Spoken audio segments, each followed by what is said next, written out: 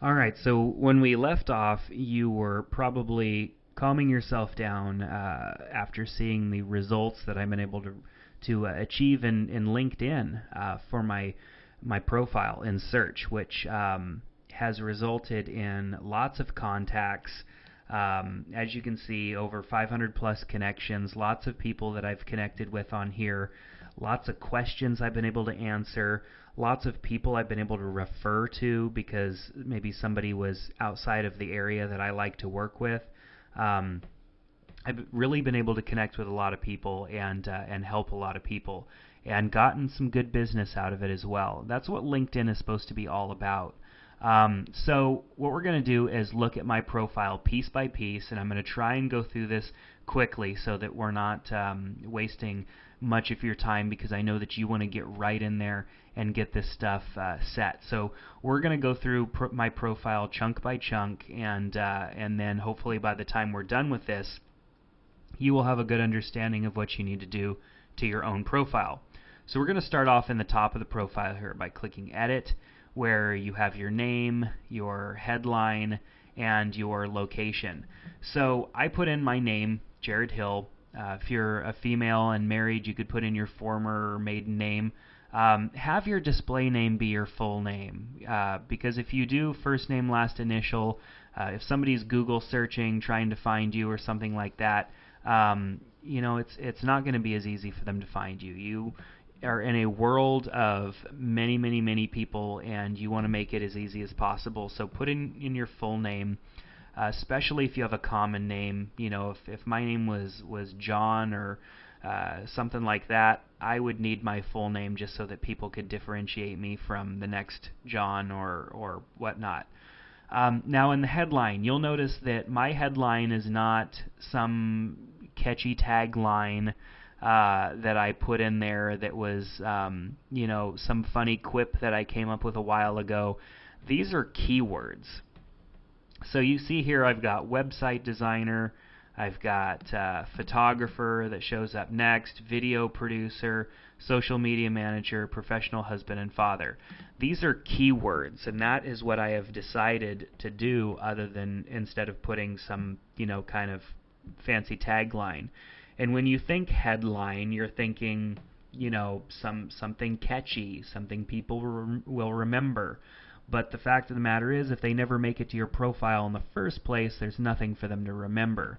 So you're going to want to go ahead and use keywords in here. They give you the example underneath here, experienced transportation executive. The word experienced means nothing to me. They mention web designer and information architect, visionary entrepreneur and investor. You want to keep with just the keywords. You don't want to use experienced or been in the business since or whatever. Those are irrelevant to search. Nobody is going to go up here into the people search and type in experienced website designer. They're going to type in website designer. You want to omit words that are not likely for people to search, because the more of those that you put in, the less room you have for keywords, and you want to keep in mind that keywords are king. So if you are auto insurance is what you sell, you'd put in auto insurance or automotive insurance or vehicle insurance or something like that. You don't necessarily have to put in all of them. You just need to put in the one that's most relevant. And keep in mind, up here in the people search, you can use this as a keyword tool. So I'm in Google Chrome here, and I can open up multiple tabs. Most of your browsers can do that. So I'm just going to open up another page here. So I've got two pages. I have my profile that I'm editing, and then I have just LinkedIn. And I'm going to do a search. If I was to do a search for auto insurance. Okay, we've got 104,000, 105, almost 105,000 people. If I was to do automotive insurance, okay, that drastically decreases the number. So less likely that people are searching for automotive insurance, they're probably typing auto insurance. And this is just the way that people are, of course, listing this in their profile. It's showing me what comes up as relevant. So most people are using auto insurance as opposed to automotive insurance, or let's even try vehicle insurance, which is still relatively low. So it does look like auto insurance is probably the best. And you can even go into Google and do the same thing. You can type in auto insurance, and it shows 325 million. Other results: automotive insurance, 17 million. So go with what seems to be most popular, because we're going to be able to rank pretty good. So I think that going with what's most popular is going to be a good idea of what you should use for keywords. So spend a few minutes typing in some different keywords that could be relevant to the industry that you're in, and find the ones that work the best and put those in here. Notice that I have put them in capital. I did that because it's a little more visible for that web design search result that I show up fourth. With those capital letters, it gets a little bit of attention. And I basically just used a kind of separator here just to separate my keywords. I haven't found it to make any difference whether you use commas or anything else. I just like using this separator just to kind of separate the words. And I use capitals just because they stand out more. It doesn't affect your search results whether they're lowercase or uppercase. I just use uppercase so that I'd stick out a little bit more. Make sure that you put in, your country and your zip code, and sometimes the location name. It says, Modesto, California, or Modesto, California area. I just chose area because there are a lot of other cities in my range, and so I want people to understand that that I service this area. And then I chose my industry as internet because that's kind of the most encompassing industry for what I do. Of course, I could fit into other categories in here. However, I chose internet just because that's kind of the one that fits me best. And as you can see, when we did some searching in the first video, I don't need to be very specific in my searches to be found. So, alright, I'm just going to go back and to my profile. So that's this top section that we just took a look at. You're also going to want to choose a good photo. Now, I'm lacking a very good photo. I think that's a decent picture of me, but it's not the best portrait. I need to work on that and get a better portrait, something that makes it a little bit easier to see my face. But that's what you want. You want something there that's easy for people to see your face and get a good look at you. And that doesn't really have anything to do with search. It just has to do with people, seeing and recognizing your profile as opposed to the ones that are above or below yours. All right, so this next section down here is my most recent update that I've posted, which happens to be on a course that I also posted, an introduction to Facebook for businesses and organizations. So this is just your recent update. So every time you post something new to your LinkedIn, it would show up in this section. Now down here it also shows under current. It shows at Hill Media Group what my current businesses are, Daily App Show, and also with wedding photography. And if I click See All, it even shows Jared Hill Studios. So it shows all kind of 4 of the businesses that I'm currently involved in. It also shows my previous experience, and I also have links to my websites right here. Now, if we scroll down a little bit further, because this information here is all gonna can all be updated and changed right down here in your experience. So the first thing we're going to do is look at our summary. So I'm going to click on Edit. Notice that the wording that I have in my professional experience and my specialties is very similar to what I have in that first area that we edited in my profile. So where we had those keywords, we want repetition to kind of take place. Now, I don't want you to be so repetitious that it becomes annoying. You're using the same word hundreds of times on your profile. You don't want to do that. You just want to mention those keywords at least one time in as many sections as possible. So in our headline, we used wedding photographer and website designer, and then down here in professional experience and goals, I used those same keywords, and then even added a little bit more text down below so that it wasn't just keywords. And then in my specialties, which is basically keywords, you list those keywords again. So you see what I'm doing. I've got some repetition going on in my summary that is a repeat of what is in the top of my profile here.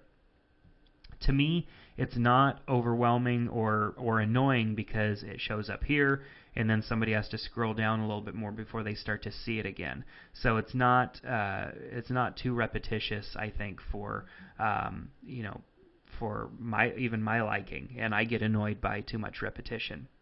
All right, so let's take a look at some of our experience. For example, let's take a look at my website design experience. Let's click on Edit and take a look at that.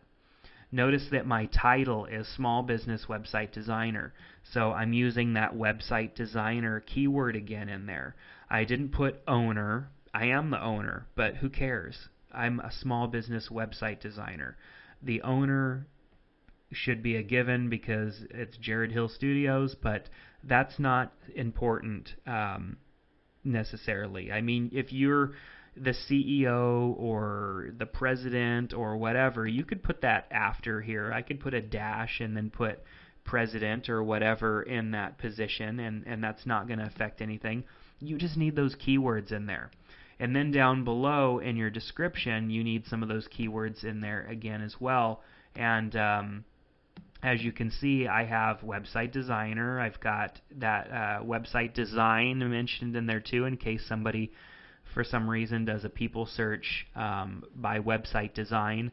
And I wrote it in a nice way. My description is a nice description. It's not just a bunch of keywords thrown together. It's a good explanation of what I do, because people are probably going to read this. So I wanted to make sure that I wrote it in a nice fashion so that it makes sense, but I also used those keywords.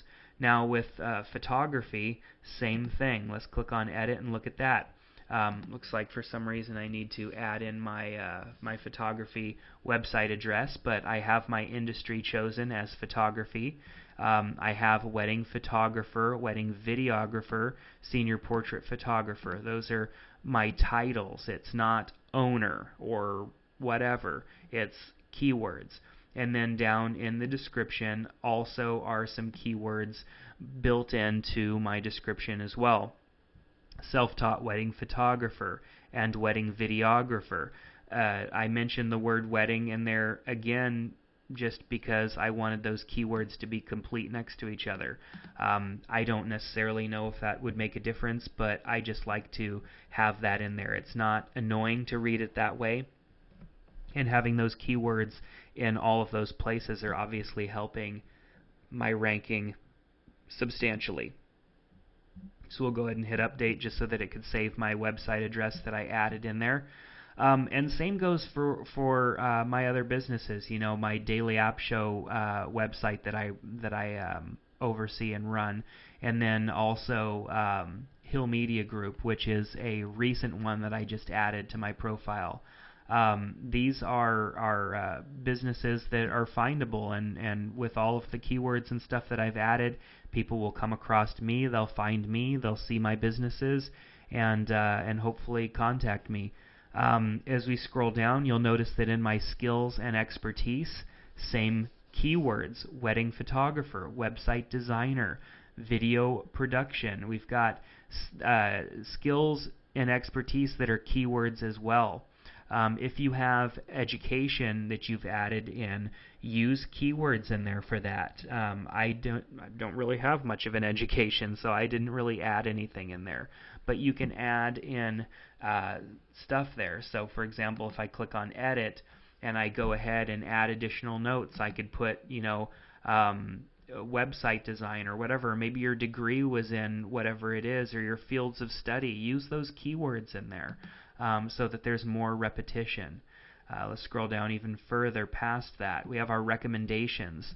When people write you recommendations, hopefully they will use keywords too. And if you are asking somebody to write a recommendation for you, ask them to use those keywords. Say, please use website designer as opposed to web design or website design.